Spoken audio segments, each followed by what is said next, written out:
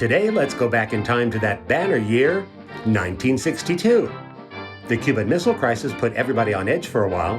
Telstar provided the first live transatlantic TV broadcast, and West Side Story cleaned up at the Oscars. Meanwhile, at the extreme opposite end of the creative spectrum, 1962 also saw the release of a weird little horror film that started life with an identity crisis. Hoping to take advantage of other films aimed at the teen market, producer Rex Carlton suggested calling it I Was a Teenage Brain Surgeon. But the less said about that, the better. This confusion continued into the release print. The opening credits call it The Brain That Wouldn't Die. But if you're still around for the ending credits, the title here is The Head That Wouldn't Die. So what's going on here anyway? Well, it's the usual story. Impetuous young doctor, chafing under scientific restrictions. The line between scientific genius and obsessive fanaticism is a thin one. The superintendent had it out with me. He thinks it's you who's been stealing those limbs from the amputee operations. I've got to have limbs for my transplant experiments. Receives mysterious phone call. It was from a man called Kurt.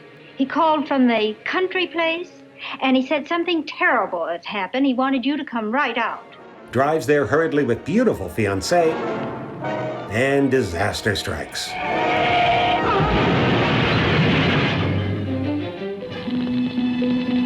Doctor then hurries on to country house, now carrying mysterious bundle.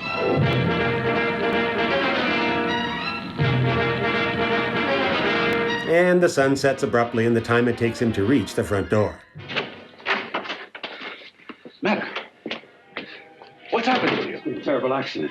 Doctor and assistant then proceed to basement lab that holds all sorts of surprises. And after 20 minutes, we finally get to see what we were promised by the posters all along. I've had success with transplants. Now I can do it for her. Transplant her to what? Got to find her a body. How are you going to go about getting one? So the doctor goes shopping. And what fun this is. Starting off at a cozy little bistro, perfect for dating couples, he finds some willing prospects. Well,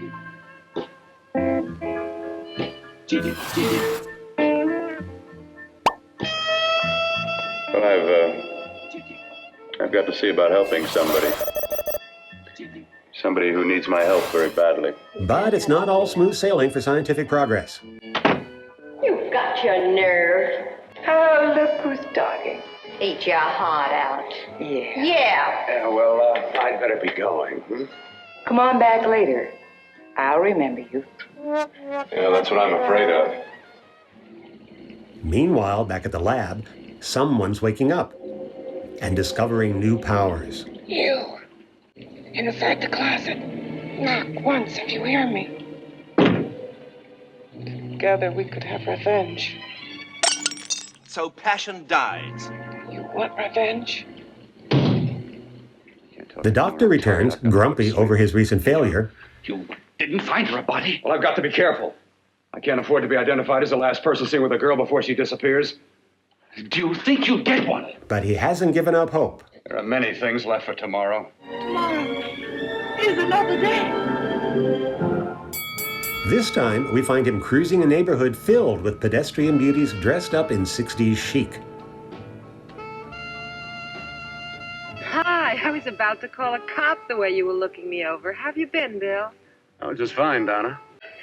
Say, how about a little side course in anatomy? A body beautiful contest. You know, bathing suit models. Plenty of females on the hoof. Well, why not? You're just what the doctor ordered. But On second thought, I just remembered I've got to stop by my place and take care of a few things. It'll only take a minute. You don't mind, do you? I always follow the doctor's orders. That's what I like about you, Donna. Always so obliging. But sometimes science just can't catch a break. Hey, Donna, where are you going? What's the hurry? Hi, Jeannie. We're going to look for some bodies. You mean the contest? Yeah. Got any room for me? Oh, sure. Plenty. Bill, this is Jeannie Reynolds. Jeannie, this is Dr. Hi. Bill Cortner. Hello. Hop in, but first we got to stop off at his place. Sure. Well, as a matter of fact, I can wait. And so it's girls galore at the contest. But then the conversation takes an interesting turn. She has the second nicest body I've ever seen. Second to you? No, another girl, a figure model. You remember that one in school years ago? Oh, yeah. Doris, Doris Powell. Yeah, she's still around? Few people see her nowadays. Maybe this is the one. She's got to be. I can keep Jan alive only for a few more hours. I've got to find her a body. He intends to kill somebody. To rob them of their body. We've got to stop him. So the doc grabs his 1959 Ford Fairlane Galaxy 500 to track down the nicest body. Turns out she's supporting herself with an early in-person version of OnlyFans. What makes this even more bizarre is the existence of an alternate print where this scene is uncensored.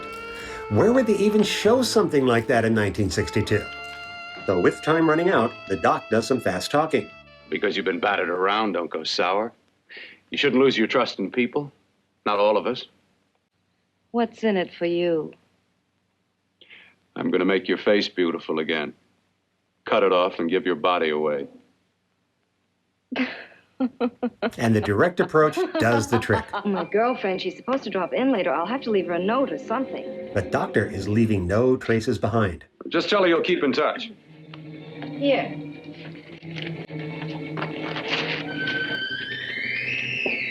I'll leave it on the lamp. I have waited so long for this. So have I. Back at the country house, Igor is getting fed up with the situation. You better stop pestering me, do you hear? I'm getting fed up with you and your insidious talk. I hope he prolongs your existence into a lifetime of agony. Then we'll see who's laughing at whom. You miserable fool! Get him! And all he gets is an extended death scene.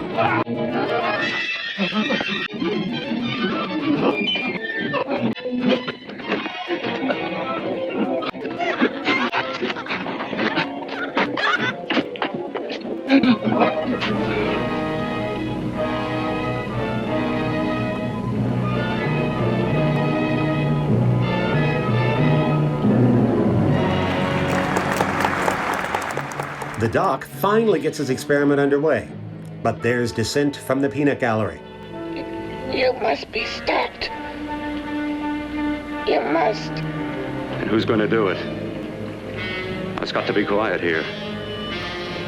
Can't stop me. Very well.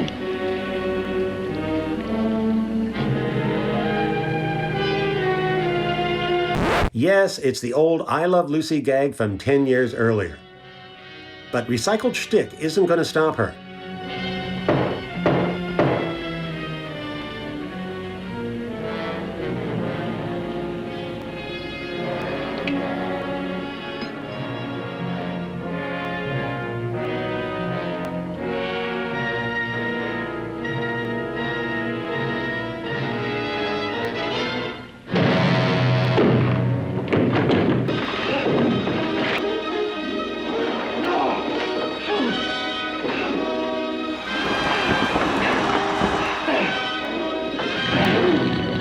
Fire breaks out because, of course it does.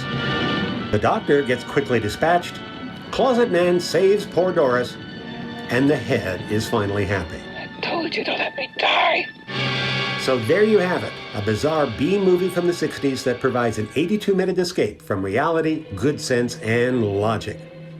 But we still have time left for a few fun facts. Art director Paul Fanning managed to solve the challenging problem of picking up sound from an actor who's anchored to a tabletop. If you look closely at the lab setup, you'll notice a hidden mic in amongst the scientific paraphernalia.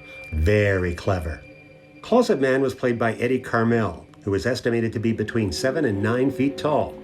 He was also a mutual fund salesman, carnival sideshow act, stand-up comedian, and recording artist, as shown by his hit single, The Good Monster. Once upon a time, there was a monster. This was a good monster. He only liked to sing and dance and laugh. And who's this story all about? Why, that little old monster, me. What a guy. The Brain That Wouldn't Die borrowed plot elements from a 1959 German film. This was released discreetly in the US under the title The Head, since a lot of it takes place in a strip club. Sound familiar? In this one, the mad scientist decapitating his mentor is just a prelude to the main event, the full body transplant. This, of course, leads to lots of confusion. That's curious. What? That beauty mark. What beauty mark? There, I've seen that same mark before, but on Lily's shoulder. All of this was just part of a larger genre of disembodied body parts. The crawling hand. The crawling eye.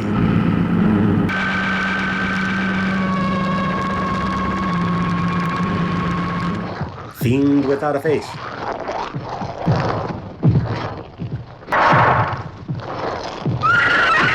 And 3 versions of Curt Siodmak's novel Donovan's Brain.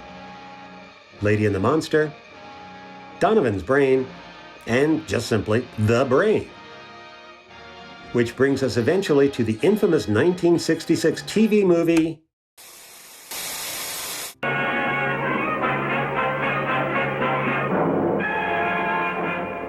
Everything is as you ordered. You will see your great victory, my Führer. I shouldn't drive any faster. Change in plans, mein Führer. So don't act all surprised, okay? It's just Hollywood, where anything is possible.